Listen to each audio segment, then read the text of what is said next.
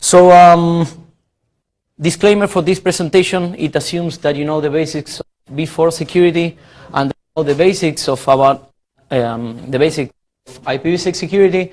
And the reason for which I included this disclaimer is usually when you watch B6 security presentations, half of the presentation is IPv6 introduction. So there's nothing like this in here, or shouldn't be much of that. And second one is that this is, again, work in progress. So if you have comments, criticisms, and that kind of stuff, it's welcome. So what's the motivation for this presentation? Sooner or later, you will be deploying IPv6, and in practice, you will most likely you have already at least partially deployed it, because in the case of most general purpose operating systems, they already ship IPv6 support enabled by default.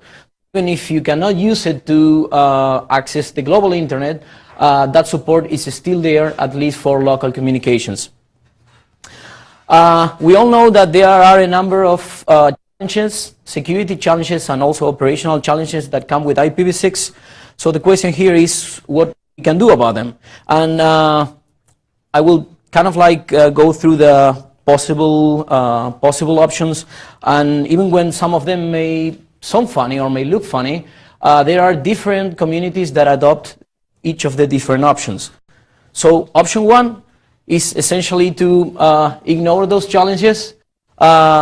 Even when this may sound stupid, or it is stupid, you may see that many of the proponents of IPv6, in some cases, this is kind of like the case in some task forces, to my experience. They think that discussing IPv6 security issues goes against IPv6 deployment. So for the most part, they try to ignore them and try to prevent discussions of those things from going on. Option two, it's essentially, well, sometimes it's a consequence of option one. So you start ignoring the basic security issues, but eventually you find out about them and it doesn't look, or they don't look nice. And option three is the path that we are trying to follow, which is about discussing the security implications of B6 and trying to do something about them. As I mentioned before, I think since 2007 or so, I've been working most of the time on IPv6 security research. So far, the work has been about, or the project has been about, analyzing the IPv6 specifications, trying to find out ways in which you could actually break an IPv6 implementation. We didn't just look on the specifications themselves, because usually there are many things that are left to implementations. So in many cases, we also looked at what implementations were doing. And when we actually found the things that could break, we produced tools to actually assess those issues. And in those cases in which we were able to confirm that there were vulnerabilities or there were things that could be used for DOS or even complete DOS of some implementations, we tried to contact vendors and have them patch their own implementations in the hopes of improving B6 security. Part of this stuff has already been taken to the IETF. And not all of the stuff, not all of the work that we have produced so far, because in some cases there are vulnerabilities that have not yet been patched. So we are trying to take most of the stuff to the IETF, and the idea is that during this year we'll complete the rest of the stuff that we have not yet submitted there. Well, this talk is about ongoing work, our ongoing work to improve IPv6 security. Again, this presentation shouldn't be taken as a lecture, but actually as a way of proposing ideas of fixing things. So if you have a different idea or a different approach on how to approach many of the issues that I will be discussing, so please speak up. So first one is about advances in IPv6 addressing. This is the only slide that I have as a kind of introduction to the topic. This is the syntax of global IPv6 addresses. Essentially, they are the same as before addresses. You have a global routing prefix, which is the prefix that is assigned by your app string. Then you have a few bits for the subnet ID, which is the same thing that you do for before already. And then finally, probably the only difference is that in IPv6 you have an interface ID, which is analogous to the host ID part in the IPv4 addresses. The only thing that changes in the case of IPv6 is that the interface ID is much larger, and there are actually different ways in which you can select that value. Of course, typically in the case of before, since the addresses are scarce, usually select them like sequentially, whereas in the case of IPv6, since you have 64 bits, you have several options for selecting the interface ID. So the possibilities are, well, the first one, which is the traditional stateless auto configuration, is to include the MAC address in the interface ID. There are some bits that are changed, some bits that are flipped, but essentially you include the MAC address there. Another possibility is to include the before address in the interface ID. That's usually done, for example, in infrastructure devices, in which, for example, if you recall, if you remember the IPv4 address of a system, then it's kind of like straightforward to generate the interface ID in that way, so that the IPv6 address is also easy to remember. Then in the third bullet, low byte addresses. Essentially, it's when you have low byte addresses, you set the interface ID to all zeros, and then you just change the last byte. That's usually the result of manual configuration. Typically, if you are going to manually configure an address, you don't select so many bytes randomly, but you just set them all to zeros, and then you just change the last one. Then you have worthy addresses that are not that usual, but are still there in real networks. In this case, for example, the address includes the word deadbeef. And for example, last year during the World IPv6 Day, I think Facebook's address was encoded in a similar way to this. There are some addresses like this, even when it may sound funny or yeah. And finally, the last bullet talks about transition and coexistence technologies. For example, if you have 624 or you have Tirido or other transition technologies, in some cases they mandate the way in which you have to select the interface ID. So let's take a look at at some of the problems that these possibilities have.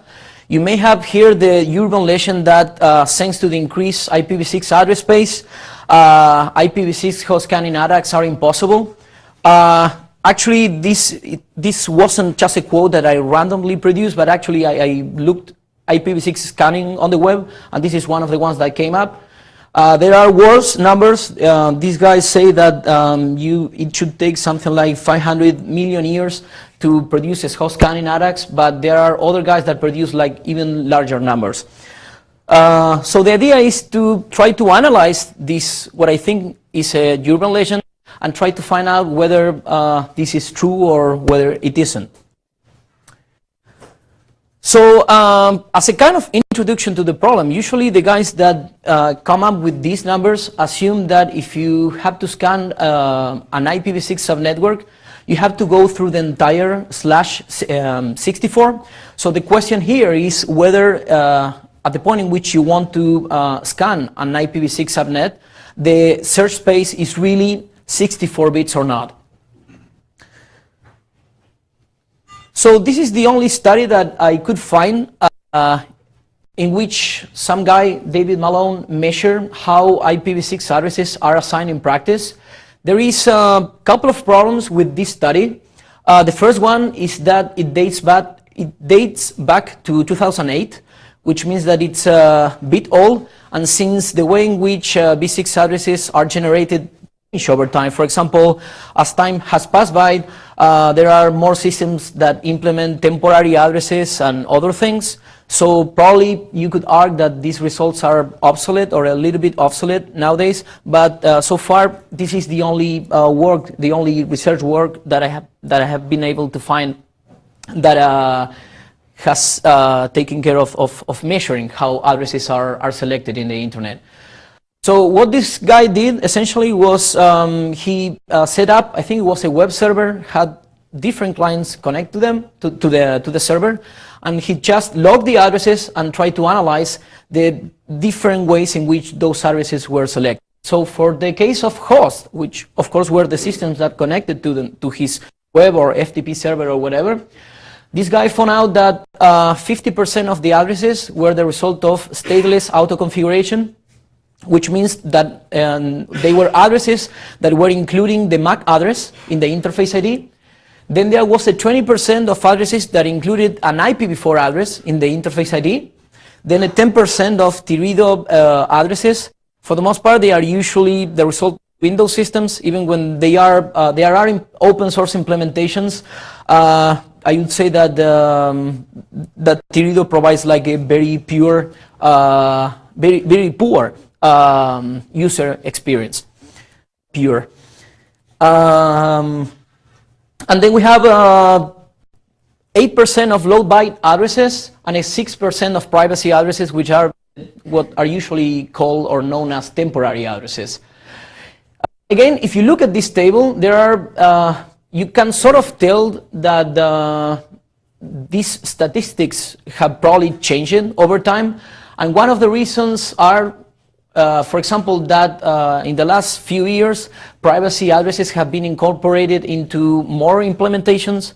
So, for example, Windows, FreeBSD, and others. I think that OpenBSD implemented that not that long ago.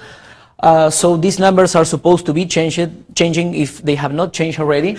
And another thing that could be a sign that this study didn't actually measure like a broad population of hosts is that it found out a 20% of IPv4 based addresses.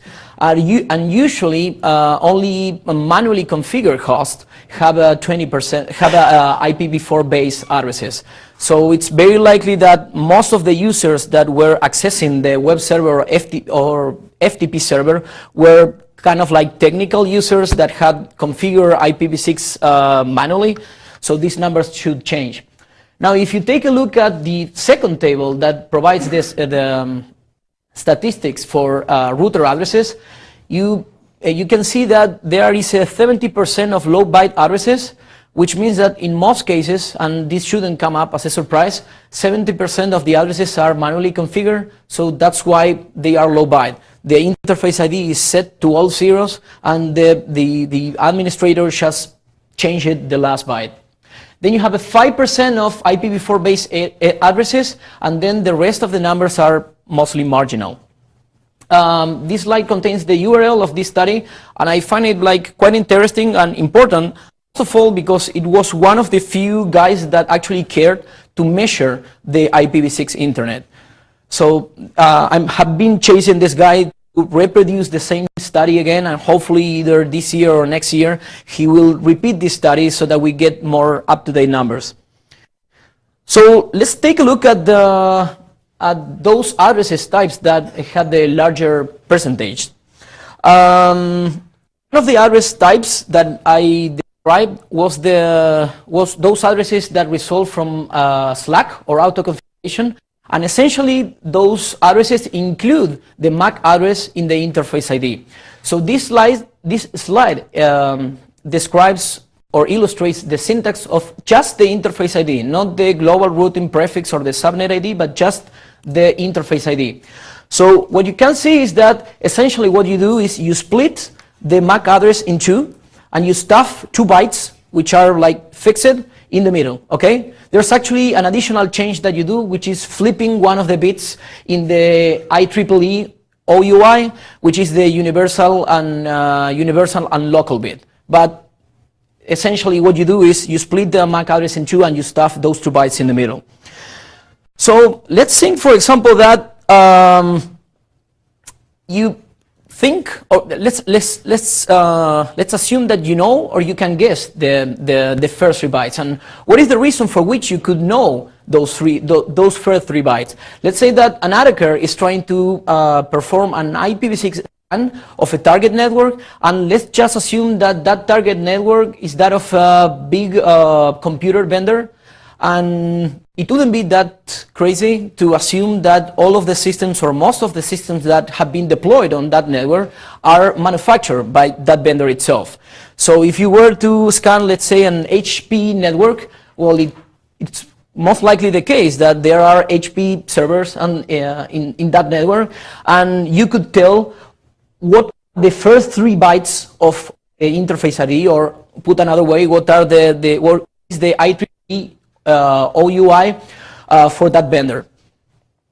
So if you assume that you can guess or know the first 3 bytes, then the 2 fixed bytes, of course, are known, and then you are left with only 24 bits, which would mean that you have reduced the search space from the original /64 to only 24 bits.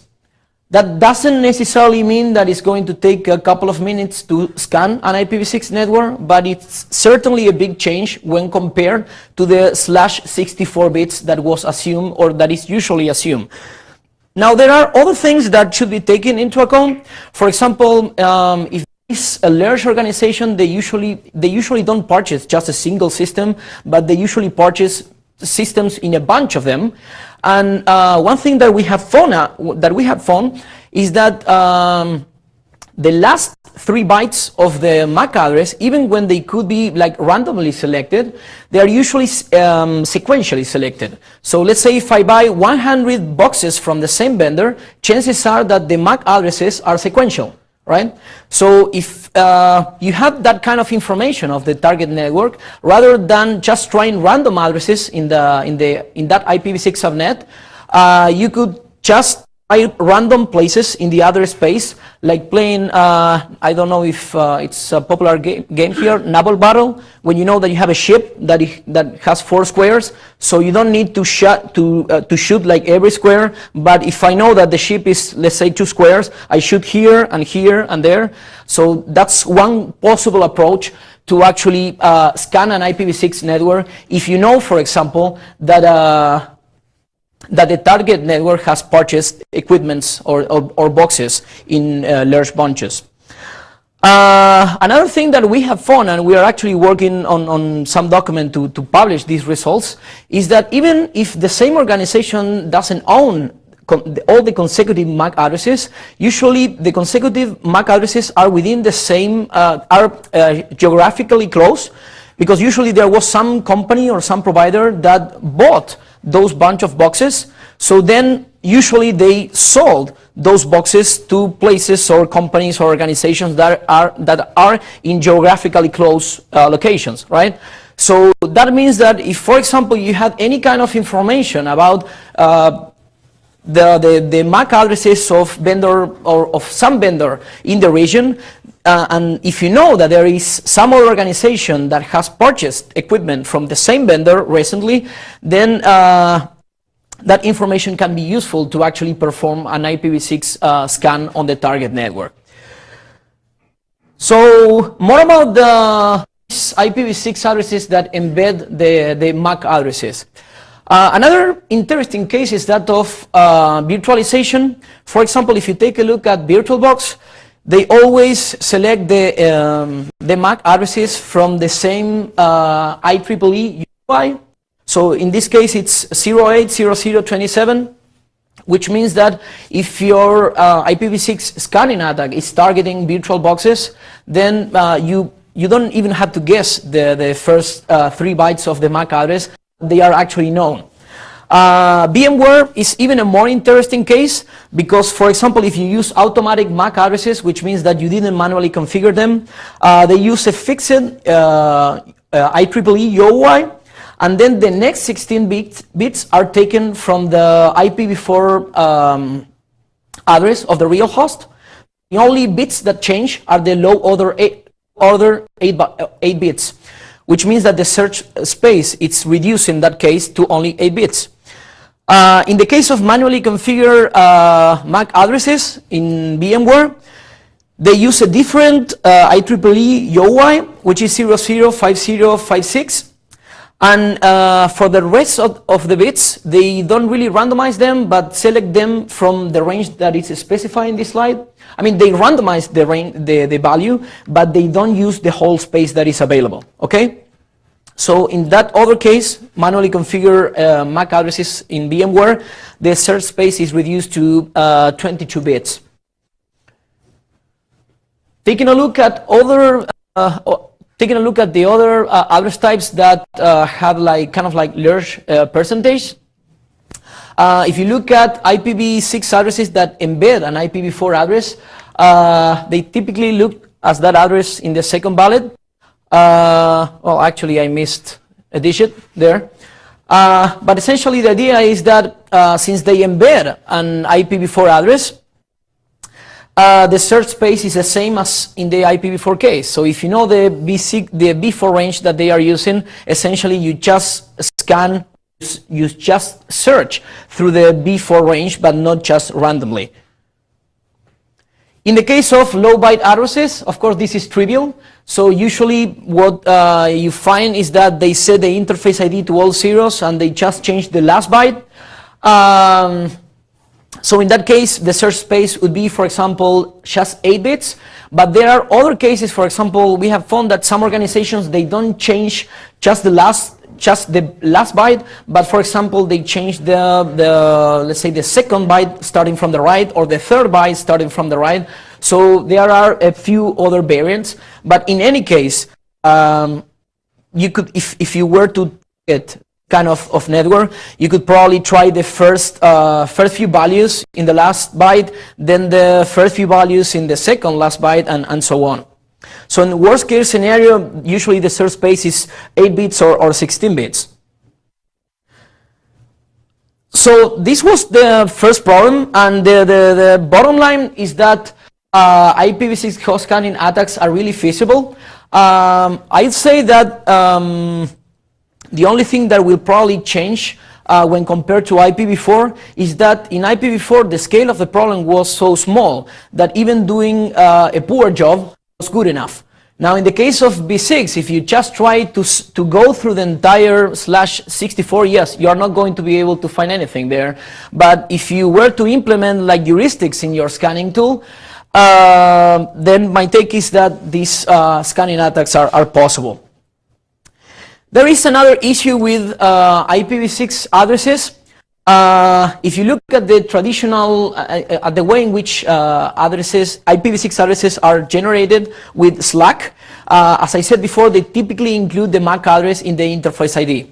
So what's the problem with that? The MAC address is a globally unique value, which means that you are including like a kind of super cookie in the interface ID, which means that even as you move from one network to another, the interface ID is going to be constant. I connect to his web server, and then I connect to that other web server, and then I move to another network and I connect to the same two servers. They can tell that I'm the same system that was accessing them in the other network. So this is just one example.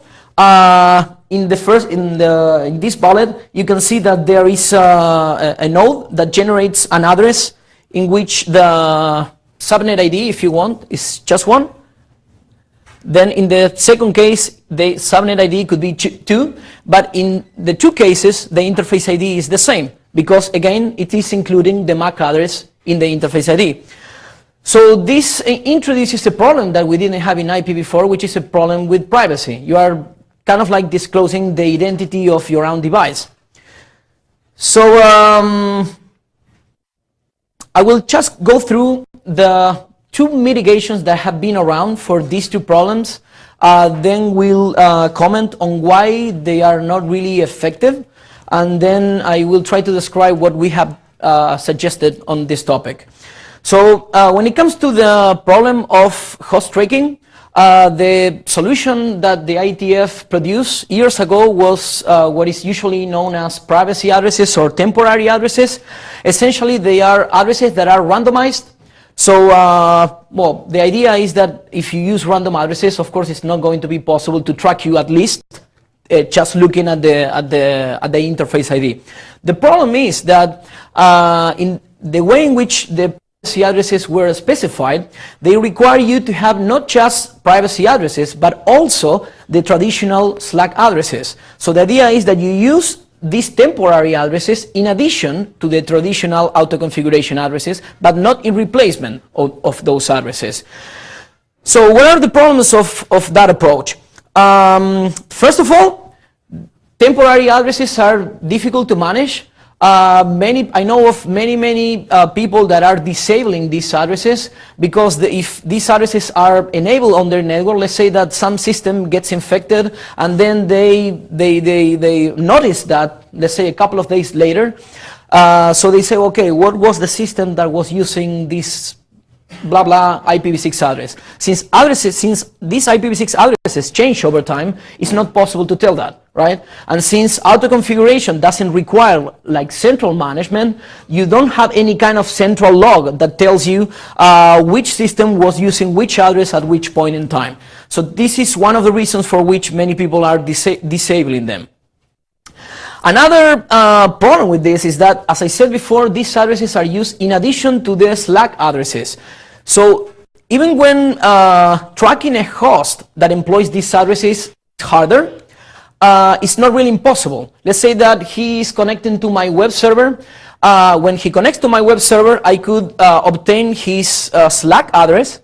And then at some other point in time, when he connects from some other network, I can always actually, for example, send a ping or send some kind of proof packet to the stable address, to the traditional Slack address, and find out whether that system is there or not. So the idea is that the problem with the temporary or privacy addresses is that they don't replace the addresses that include the MAC address, but are used in addition. And as long as there is some kind of address that uses a globally unique value, hosts using those addresses will still be possible to track. There are some things that have been done in the industry to mitigate the problem of host scanning. If you take a look, for example, I think it's from Windows Vista and on, what they do is they have replaced the IPv6 addresses that include the MAC address in the interface ID, and what they do is they just randomize the interface ID. Essentially, they use the same algorithm as for temporary addresses. The only difference that that address doesn't change over time. So same algorithm, and they use it twice. Once for the stable address, once for the temporary address, with the only difference being that for the temporary addresses, the addresses are generated over time. Of course, this mitigation mitigates the problem of host tracking, because the idea, or partially mitigates it mitigates the problem of host scanning, because if you generate the addresses randomly, those addresses will not follow any specific pattern. So you can actually mitigate host scanning attacks this way. But as I mentioned before, since these addresses are still stable, there is going to be a unique ID value that is used over time. So it is still possible to track systems even if they implement this feature. So this mitigates host scanning attacks, but it still makes possible the host tracking attack. So this slide tries to summarize the type of interface IDs that we have for auto configuration. So I've made two categories: stable and temporary, and predictable and unpredictable. So for example, if you take a look at the addresses that include the MAC address in the interface ID, they are of course stable and predictable. Predictable in the sense that of course they follow a pattern. If you take a look at temporary or privacy addresses, they are unpredictable because of course they are randomized, and they are also temporary. But the thing that we are missing is addresses that are stable, addresses that, for example, you'd want to use for a server, for example. that, again, are stable but not predictable. So the idea is that if I had, for example, 100 nodes connected to the network and I wanted those nodes to have stable addresses, I still don't want the addresses to follow a pattern, and I still want to be able to make the life of an attacker from harder when it comes to scanning that network. So this is the scheme that we have proposed. It's very straightforward, and it has actually been modeled about RFC 1948. Essentially, the idea is to produce the interface ID as a result of a hash function over a prefix, interface index, network ID, and a secret key. Of course, the idea is that this function f it has to be cryptographically secure. So, and of course, the security of this mechanism relies on the hash function being secure and also on the secret key being actually secret, right? So the idea is that as long as you are connected to the same network, or whether you go out of that network but you reconnect to the same network again, all the parameters that you include or you send to the hash function are going to remain the same, right? You don't change the secret key, the prefix is going to be the same, the interface index is going to be the same, the network ID is going to be the same. So being the hash function the same thing and being all the parameters the same thing, going to produce the same interface ID all the time. So the idea is I connect to the network, I get one address, I go somewhere else, come back to the network, exactly the same address. So the address is stable within that network, within just one network. Now let's say that I move to a different network, at least the prefix is going to change. So if the prefix changes, then the resulting interface ID is going to change. So what we get with this function is that we get addresses that are stable within each network, which means that it's something good from an operational point of view. But at the same time, the interface ID changes when I move from one network to another, okay? So this is kind of like having the best of both worlds. So in the case of addresses that included the MAC address, the good thing was that the addresses were stable, so they were easy to manage, but they were predictable, so that was a problem. Then on the other hand, you had temporary addresses which were not predictable, but since they were varying over time, they were hard to manage. So what we want here is to have addresses that, again, are stable within each network. So within your network, the addresses are stable, but when you move from one network to another, they change. This proposal was sent to the IETF a few months ago, and it has already been accepted by the 6-man working group. The only minor comment here is that, from my perspective, some standards should have been formally updated, and for reasons that are not exactly clear to me, they want to standardize this, but without formally updating some of the standards that we have for producing interface ID. So bottom line is that even when we publish this as an RFC, you could still be compliant even if you were producing predictable interface IDs. But again, I think that even then, it's good to have some kind of standardized algorithm for producing interface IDs that don't suffer from the problem I was describing before. Yeah? So under the extremely unlikely event of a hash collision, how are those expected to recover? Well, there are two options for that. In the current ID, the ID that I think dates back to a month ago or so, I didn't address that point because it's not even addressed in any other case, right? So it wasn't actually that I didn't want to address that, but I was asking, well, should we address this problem in all the documents, or this is something that is kind of like left to implementations? What I'm probably going to do in next revision of this document is to include a counter here. So the idea is that if you find a collision, you just increase the counter. Now, in that case is that if you want the address to be stable, then you should somehow record the address in stable memory, right? Because let's say that I connect to a network, okay? So there was some system using the same address. So I find a collision, so I need to generate another address.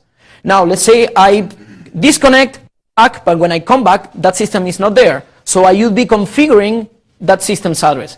So the problem in that case is that you should record the address somewhere, but, well, there's no other way to go. Okay?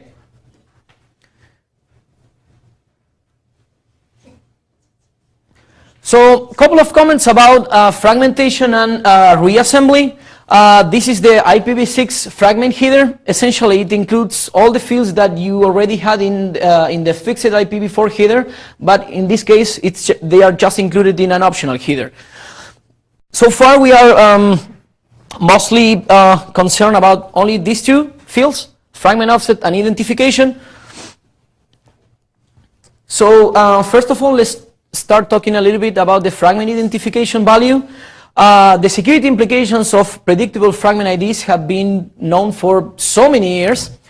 The implications are denial of service attacks, idle scans, and so on. And in the case of IPv6, I mean, if we were to have a problem with this, the problem could potentially be worse because of two problems. Well, essentially, the packets are going to be larger, so it's more likely that we're going to be using fragmentation. So we should really get this right, or we were supposed to get this right. Before actually looking at implementations, I thought that I wouldn't find any implementation that had problems with the interface ID because it was so known that probably was fixed already. And actually, we kind of like faced the same problem for different kinds of IDs in the TCP/IP protocols, from port numbers to DNS transaction IDs and other values. But the thing is that not in all cases they were using unpredictable values. So these are the results that I got while assessing some implementations. For example, well, there was Windows and Linux and Solaris that had predictable fragment identification values. Of course, the worst options were the ones being employed by Windows and Linux because they were using a global counter that was, again, global counter, and it was initialized to 0. So if you could sample just a single fragment identification value, you could tell the fragment identification that those systems were going to use in the future. Then you have, for example, in the case of Solaris, they are predictable, but it's not so bad because they use a per destination counter rather than a global counter. So it's not as bad. It's not as bad in the case of Linux or Windows. There were different algorithms in use by different implementations, at least the last time that I had checked. For example, FreeBSD was using, was randomized, I think it was a linear congruential generator for FreeBSD, I don't recall exactly. But then, for example, we found out that in OpenBSD, they were using a more interesting algorithm based on the skipjack algorithm. So, well, we produced tools to actually automatically assess whether an implementation was generating predictable values or not, whether they were using a per destination counter or a global counter and so on. And the good news with this is that there were a few systems that were patched as a result of this work. For example, I don't recall which is the version of Solaris that fixed this, but they have already patched this one. Well, there is a problem here. I think, yeah, Linux, I think was in November last year, they patched their fragment identification algorithm and they are now doing unpredictable fragment identification values. Another problem has to do with overlapping fragments. The problems with overlapping fragments, again, have been known for so many years. There's the Tasek and Newsham paper that was published in the late 90s about how you can evade network intrusion detection system by means of overlapping fragments. So the idea here is exactly the same, with the only difference being that in the case of IPv4, there was a legitimate reason for overlapping fragments, because in IPv4, routers can fragment packets, and then packets can be duplicated, follow different paths, and so on. So there is in theory, a legitimate case for overlapping fragments. In the case of IPv6, there is not a legitimate case for them, but overlapping fragments were still allowed in by the ITF specifications. I think it was last year, a couple of years ago, RFC 5722 was published, and essentially they say that the use of overlapping fragments was forbidden. So if you were to receive overlapping fragments, you had to just drop the two fragments. The implementations that we checked so far, most of the current ones already implement RFC 5722, most of them. I don't know if, okay, so I didn't include the table here, but if you look at our blog, there is a big table of all the tests that we did with different implementations to try to assess the fragment reassembly policy that implement. I mean, in the blog, it's not just about whether they allow overlapping fragments or not, but also in the case that they allow overlapping fragments, whether they use the first copy, the last copy, or whatever. So there is a special case of overlapping fragments, which has to do with what we ended up calling atomic fragments, which are IPv6 fragments that IPv6 packets that include a fragment header that have a fragment offset of 0, but that have the more fragment bits set to 0. Essentially, it's a first fragment without any following fragments, okay? And the reason for which those packets can be generated in practice is because of translating devices, at least as far as the ITF specifications go. They say that there are these translation boxes that require packets to have a fragment header if they need to fragment that packet in the IPv4 world. So if, for example, you were to receive a packet-to-big message advertising an MTU smaller than 1280, which is the IPv6 MTU, you are not required to actually fragment, but you still need to include a fragment header, and that will result into an atomic fragment. The problem, or the special thing with these atomic fragments is that if you were to receive one of these fragments, you don't need to mix these fragments with real fragments, right? Because the whole thing, the whole packet, is included in the same fragment. It's just a first fragment without any other fragments following, which is another way to say that the packet is not really fragmented, it just contains a fragment header. So our proposal was obvious. The idea was that if you were to receive a packet that had a fragment offset of 0 and the more fragment bits set to 0, you had to process that packet without actually mixing it with the other fragmented traffic. So this is an assessment that we did for with some implementations. Some of them were already implemented this improved processing of atomic fragments even before we actually worked on this. And there were a few other ones that implemented this behavior when we published our internet draft. I don't recall if it was, I think OpenBSD patch. This was kind of an incident because we were just working on that anyway. Okay. But well, that was good input. So. Yeah. Okay, but the idea again is that, well, if you were, this is something that is shouldn't be hard to implement, and that at the same time can prevent fragmentation attacks to be performed against any system. One thing that you should have in mind is that in IPv6 you could actually cause a system to include a fragment header just by sending a packet-to-big message. So at the point in which they start including a fragmentation header, you can start forming, or you can start exploiting fragmentation attacks. So I think it's very important to get the atomic fragment thing right, and also the fragment identification thing right. The bad news about this is that I was lucky enough to have, I don't know if you know a guy called Ivan Arce. He's from Core Secure Technologies, a company that does a lot of vulnerability research. And the guy did a very good review of the document, which led to many improvements. And then when I published a revision addressing all his comments, I announced that on the relevant IETF list. And some guys argued that we have to do nothing about this. So essentially, some people seem to think that we can go on with a predictable fragment ID or predictable identifiers in protocols. A couple of comments about what is sometimes referred to as IPv6 first hop security. Well, the idea with first hop security is that first hop security are security measures that you can employ in your local network, either in your host, either in your local switch, or in the first hop router.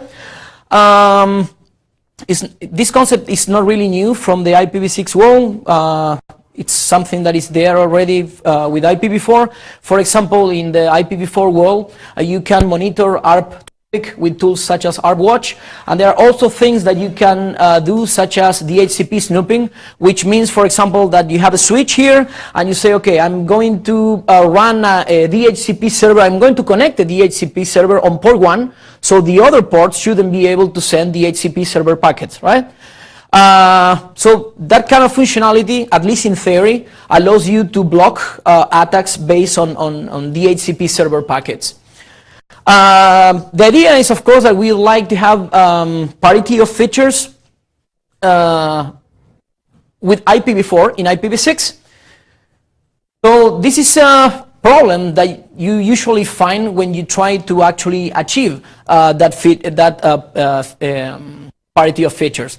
The problem is really that in IPv6, for example, all the traffic for address resolution, for example, is done with IPv6 packets rather than link layer packets, as in the case of ARP in the v4 world.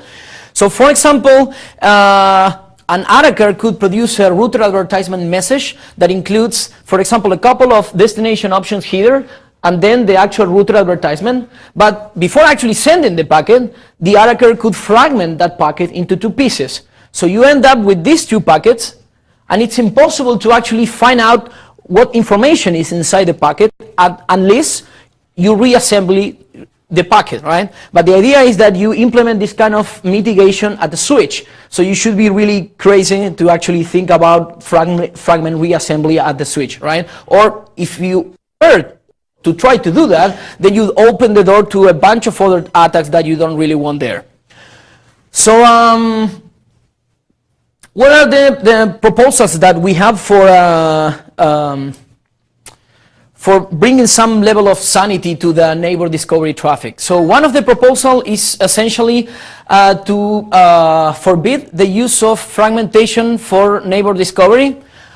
In practice, you don't really need to fragment packets in neighbor discovery. And for example, if you wanted to include lots of configuration information in a router advertisement, you could just split that information in different packets. You don't need to include all that in the same packet. The only legitimate case that there could be for fragmented neighbor discovery traffic is the use of send. Send essentially needs to include certificates in those packets. So if the certificate is large enough, you have no other option than to split the packet with fragmentation. But the thing is that if you were lucky enough to get a send deployment right, which probably you don't want to, relying on fragmentation wouldn't be a good idea, because you have spent all this effort in deploying send, and then an attacker could just disable send by sending fragmented traffic. So if, for example, you are going to send the certificates in multiple fragments, and I was an attacker connected to your network, I would just send fragments that collide with your own fragments, and I could DOS send. So there is, I don't think it's a good idea at all to actually use fragmentation even for send. Yeah? So by forbid, you mean that whenever you receive a fragmented neighbor discovery packet, you must ignore it? Yeah, exactly, yeah. Actually, I seem to recall, but I don't recall the actual implementation, but I seem to recall playing with some implementations that already do that. Probably not because I don't know whether they meant to do that, but that's the way they work in practice. So, for example, with tools, I was sending a router advertisement, but fragmented into 2 pieces, and they were ignoring the packet. So that's a good thing to do. And at the point in which you actually forbid the use of fragmentation, it's possible to actually monitor the neighbor discovery traffic or anything, because you have all the information in a single packet. So you don't need to do like a stateful inspection. So we sent a proposal to the IETF. Apparently there was support for it, but they didn't want to talk about adoption of this document at the last IETF in Paris. And the 6-man working group is supposed to be poll about this in the short term. Another mechanism that we have in IPv6 is what is called router advertisement guard. Essentially, it's kind of like the same thing that we have in IPv4 for DHCP snooping. But in this case, what we want is to filter router advertisement messages based, for example, on the port on which they are received. The problem with router advertisement guard is essentially the same or very similar to the one that we discussed before. For example, if I was an attacker, I could send my packets in this way. Let's say include different extension headers and then fragment them. And since router advertisement guard is a stateless mechanism, kind of like hard to actually figure out whether packets should be passed or not. One of the problems with this is that the IETF published 2 RFCs about router advertisement guard. I think they were, the router advertisement guard was proposed by a big router vendor, and that big router vendor's implementation was trivial to circumvent. And not just that, but when we came up with the problem and when we actually reported the problem, their answer was that, well, we don't need to fix that because the solution to this problem is to use send, well, if you could deploy it, right? So after quite a bit of effort, we ended up getting our ID accepted by one of the IETF working groups, B6 operations, and that document has just passed the working group last call. The idea is that we specified a set of rules to filter router advertisement packets, trying to minimize the potential for false positives, right?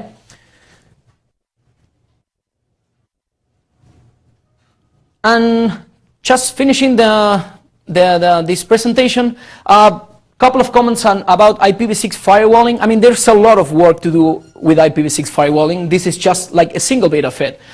This is very related with what I discussed before.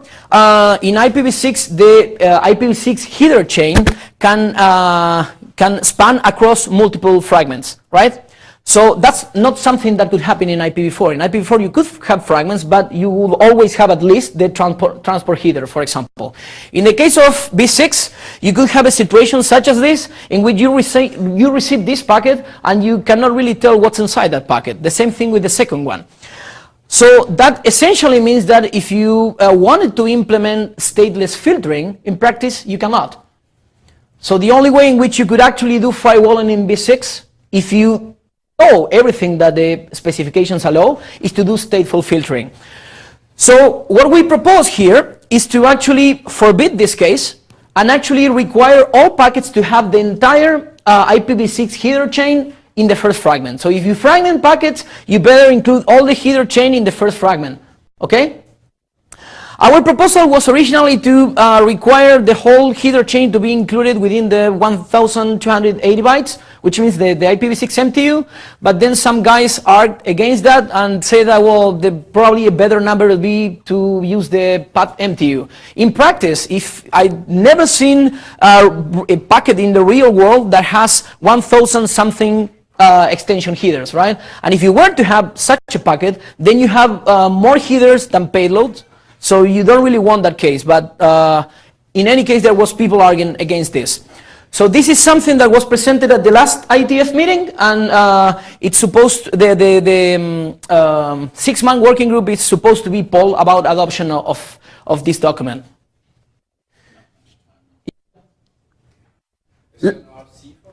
An internet draft, yeah, a proposal, but it has not been published as an RFC yet. And last one has to do with amplification attacks. You may have read that, or you may have read that in IPv6 you cannot have Smurf-like attacks because, for example, hosts are required to ignore, for example, ping packets sent to multicast addresses. But there are cases, there are some specific packets that can generate responses even when sent to multicast addresses. One of the cases is to send packets with unrecognized options of type 10 and then whatever. So our proposal in this case is essentially to ignore those packets and not to react by sending error messages. I mean, when it comes to an amplification attack, you don't care what's the response that you get, but as long as you get responses to something that you send to a multicast address, you get amplification. So that's a proposal that we send to. So conclusions, many vulnerabilities that have been found in IPv4 have been re-implemented in IPv6. In some cases in the specifications, in some cases in the implementations, there are possible reasons for which that may have happened. One is that we didn't learn the lesson from the before world. Another possible reason is that different people was working on one stack and on the other. In some cases, the specifications don't really make it straightforward to implement the protocols, so I think that there is room for improvement there. And there may be like a mix of all these reasons above. Conclusion of this presentation is that there is still a lot of work to do when it comes to IPv6 security, and since we need to deploy B6 on the internet, we need to work to improve it. So I don't know if there's any question?